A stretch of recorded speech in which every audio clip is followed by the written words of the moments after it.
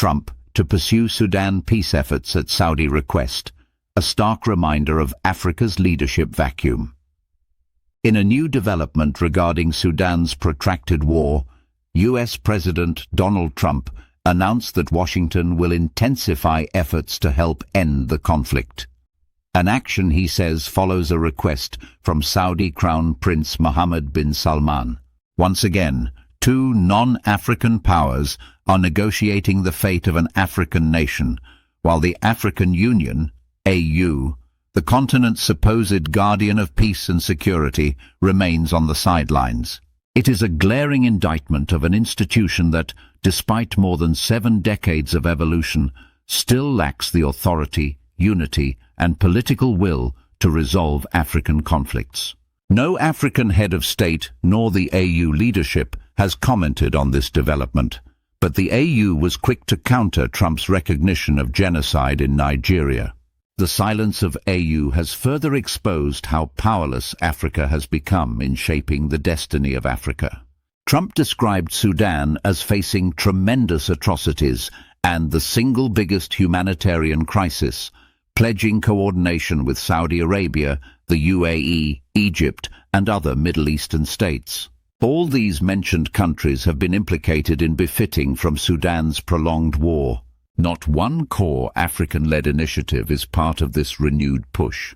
Yet, mediation efforts from Africa remained weakened and continue to be ignored, with warring factions more willing to cooperate with foreign actors pursuing their own geopolitical and economic interests. For decades, many Africans have envisioned a continent capable of resolving its conflicts and protecting its people. But that dream remains distant. Africa's leadership, too often tainted by illegitimacy, corruption, and authoritarianism, has failed to build the institutions needed to secure lasting peace.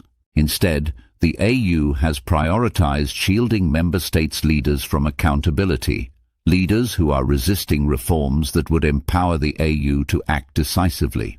This has been evident in numerous crises.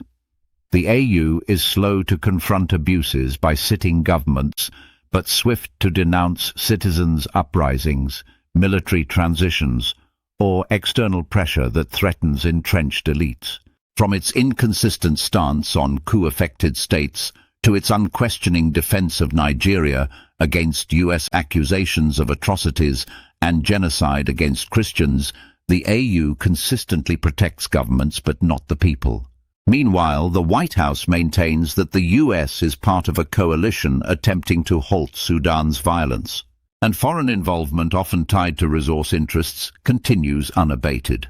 But the deeper tragedy is this: Africa's internal failures have made such outside interventions inevitable. For many Africans who understand the AU's recurring failures, foreign powers stepping in is not surprising. It has become the default. True African independence remains out of reach when the continent's political leadership is trapped in cycles of self-preservation, leaving citizens with little more than external actors to rely on in moments of crisis. This is the Africa Trump has frequently dismissed with a crude insult. And looking at the continent's current failures, one cannot ignore the uncomfortable question: have Africa's leaders, through their own inaction and lack of dignity, ended up reinforcing the very stereotypes they claim to reject? Their silence, weakness, and dependence on foreign intervention only deepen the perception of a continent unable to take charge of its own destiny. Until Africa confronts its leadership crisis and rebuilds the AU into a credible institution that puts people before politics, the continent will remain vulnerable, its conflicts mediated from abroad, its sovereignty negotiated without its voice. Help amplify Diaspoint's message by sharing it within your network. Together we can make a meaningful impact for Africa's future. Diaspoint, empowered by Africans in diaspora.